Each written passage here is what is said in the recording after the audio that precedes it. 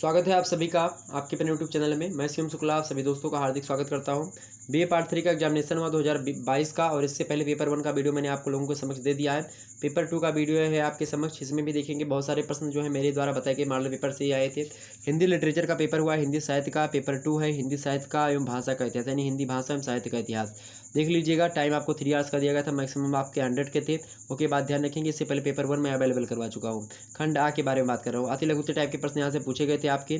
Note आपसे कह रहा है कि इस खंड में मात्र एक प्रश्न है, मतलब एक प्रश्न है जिनमें से 10 लघु प्रश्न हैं और सभी 2-2 अंकों के हैं। सभी प्रश्न का उत्तर आपको लगभग 50-50 शब्दों में लिखना है। 10 क्वेश्चन करने पड़ेंगे और 2-2 नंबर का, तो 20 नंबर का आपका यहीं पर हो जाएगा। ओके, ये बात ध्यान रखेंगे। हाँ,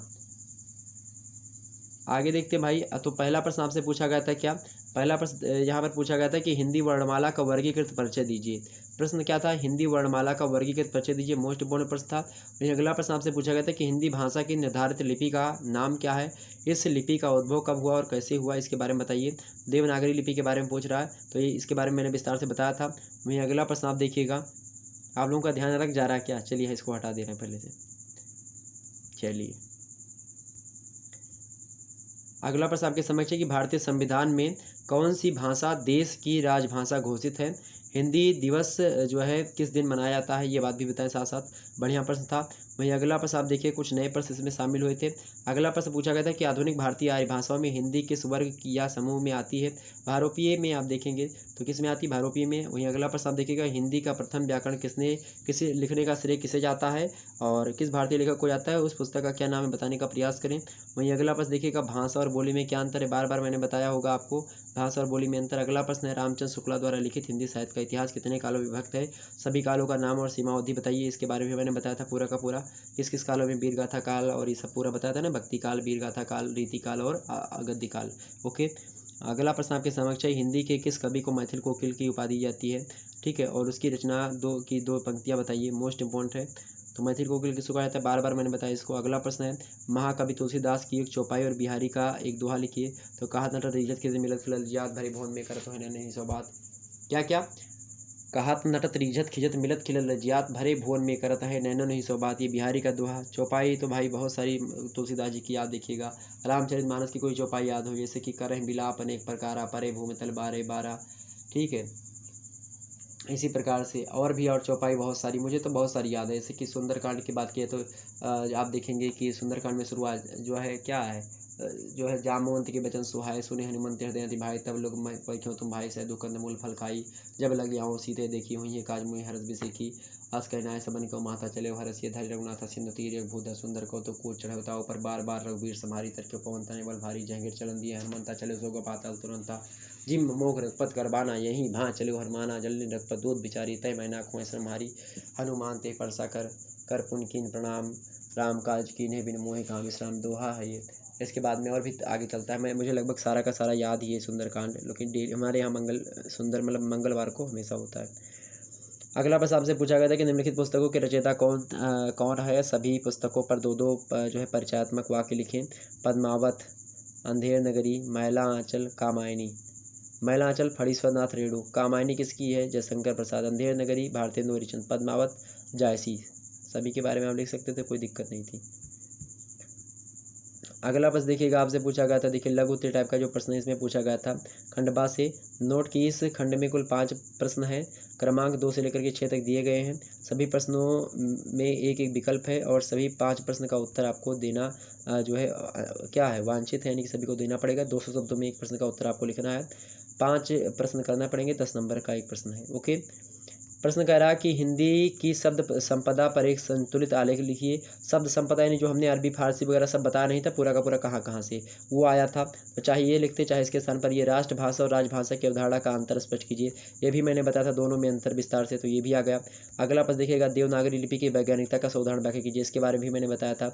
अगला प्रश्न में अथवा अगर क्या आपको दिया गया था, ये प्रश्न कर सकते इसके स्थान पर आप ये प्रश्न कर सकते। थोड़ा सा बहुत ज़्यादा जल्दी में हूँ, समय बहुत कम है, इसीलिए मैंने सोचा कि वीडियो किस तरीके से आपको बता दिया है पेपर में क्या क्या आया था, तो इसीलिए बहुत जल्दी में हूँ, इसलिए जो है माफ़ी चाहेंगे कुछ भी अगर इधर उधर गड़बड़ा जा रहा है तो।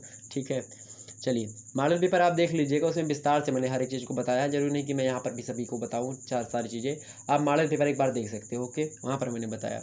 हिंदी भाषा के विकास में अपभ्रंश भाषा का योगदान समझाइए, ये भी मैंने आपको बताया होगा लगभग।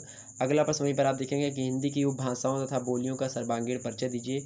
मोस्ट इम्पोर्टेंट, पूरा का पूरा मैंने बताया 100% बताया था कि ये आएगा, इसको पढ़ लीजिएगा। पूरी की पूरी बोलियों के बारे में मैंने सभी को बताया था। ठीक है, अवधी, बघेली, छत्तीसगढ़ी, पूर्वी हिंदी, पश्चिमी और बघेली, मतलब कि आपने देखा होगा कि पश्चिमी हिंदी में 5 बोलियाँ, और इसी प्रकार से पहाड़ी हिंदी, राजस्थानी हिंदी, सभी के बारे में मैंने बताया होगा, बिहारी हिंदी। ओके, अगला प्रश्न आपसे पूछा गया कि रीतिबद्ध जो है धारा के स्वरूप का परिचय दीजिए।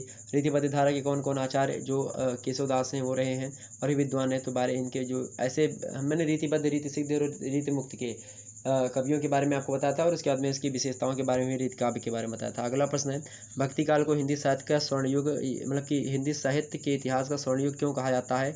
सतर्क उत्तर दीजिए। इस प्रश्न को मैंने बार बार बताया था कि ये प्रश्न तो कंपलसरी 100% आएगा, अगर नहीं आता तो मैं हिंदी पढ़ाना बंद कर दूंगा, यहाँ तक मैंने बोल दिया था। तो ये प्रश्न देखिए आ गया। अगला प्रश्न आप देखिएगा, अथवा अगर क्या आपसे पूछा गया था कि हिंदी साहित्य में भारतेंदु युग की प्रवृत्तियों का निर्देशन कीजिए, तो हिंदी साहित्य में मैंने भारतेंदु युग की विशेषताएं, प्रगति, प्रयोग, सभी की विशेषताएं, समकालीन, सठोत्तरी, सभी की विशेषताएं को आपको बताया, छायावाद की सभी की विशेषताओं को मैंने बताया। अगला प्रश्न आपसे पूछा गया था कि छायावादी काव्यधारा की विशेषताएं बताते हुए उसके समग्र प्रभाव का आंदोलन कीजिए, इसके बारे में भी मैंने बताया था। अगला प्रश्न आपके समझ में करके दिया कि समकालीन हिंदी कविता पर एक आलेख प्रस्तुत कीजिए, समकालीन कविता की विशेषताओं के बारे में बताया था मैंने। अगला प्रश्न आपके समझ खंड 7 यानी दीर्घ उत्तरीय प्रश्न, नोट कर रहा है कि इस खंड में कुल 4 प्रश्न हैं, इनमें से किन्हीं 2 प्रश्नों के उत्तर दीजिए। प्रत्येक प्रश्न का उत्तर लगभग 500 शब्दों में आपका होना चाहिए, और हर उत्तर के लिए आपको 15 नंबर मिलेगा, ये बात ध्यान रखेंगे। और इस खंड का विस्तार प्रश्न जो है 7 से 10 तक है, 15 नंबर का एक प्रश्न है। ओके, प्रश्न पहला है कि हिंदी भाषा की उत्पत्ति और विकास का संक्षिप्त इतिहास लिखिए, इसके बारे में, इस प्रश्न को भी मैंने मॉडल पेपर में आपको बताया था कि इसको पढ़ लीजिएगा। अगला प्रश्न है हिंदी साहित्य के इतिहास लेखन परंपरा पर प्रकाश डालिए, पूरे के पूरे इतिहास लेखन में किसने क्या क्या लिखा है पूरा बताया था मैंने, जो है जैसे कि हमने जो है गारसा तासी शुरू करके मैंने जो है यहाँ पर गणपत चंद्र गुप्ता तक के बारे में, सभी के बारे में आपको बताया था। अगला प्रश्न है यहीं पर देखिएगा, सठोत्तरी हिंदी कहानी के स्वरूप और प्रभाव का परिचय दीजिए, इस प्रश्न के बारे में भी मैंने बताया था। वहीं अगला प्रश्न आपसे पूछा गया था कि प्रभाव प्रसाद योगिन हिंदी नाट्य साहित्य की विशेषता बताइए, ये मैंने नहीं बताया था। ओके, इस प्रकार से हमने लगभग एक दो प्रश्न तो इनमें से आपसे जो है ये वाला और ये वाला आपको मिल जाता है मेरी वीडियो से, आप आसानी से इसको देख सकते थे। इस प्रकार से आप लोगों ने देखा, ये था मॉडल पेपर आपका, ये जल्दी डाला है, और इसके अलावा एक मॉडल पेपर और था, उसको दोनों को देख लेते तो आपका कंप्लीट हो जाता। इसके अलावा थर्ड पेपर में भी बहुत सारे प्रश्न आपके फंसे हुए होंगे, जो है कल थोड़ा समय कम था इसलिए मैंने वैसे बता दिया था आपको। तो चलते मिलते हैं फिर नेक्स्ट वीडियो में, तब तक के लिए जय हिंद, जय भारत। आप सभी का बहुत बहुत धन्यवाद हमारे साथ जुड़ने के लिए। इसी प्रकार से अपना प्यार हमेशा बनाए रखिएगा, सभी दोस्तों तक वीडियो पहुंचा दीजिए। अगर आपके अन्य सब्जेक्ट यानी कि और भी सब्जेक्ट आपके हैं और उनकी परीक्षा को लेकर के आपके मन में संशय बना हुआ, डर बना हुआ, तो आप लोग हमारे चैनल के जो 2020 के, 2021 के और 2022 के मॉडल पेपर अगर अवेलेबल हैं तो उनको देखिए सभी लोग। ओके, अगर नहीं अवेलेबल हैं तो मैं जो है अवेलेबल करवाने का प्रयास करूँगा जल्दी। ओके, तो आप लोग ज़रूर उसको देखें एक बार। धन्यवाद, मिलते हैं फिर नेक्स्ट वीडियो में, तब तक के लिए आप सभी का बहुत बहुत धन्यवाद। एक बार वीडियो को लाइक करेंगे, चैनल पर सब्सक्राइब करेंगे। धन्यवाद।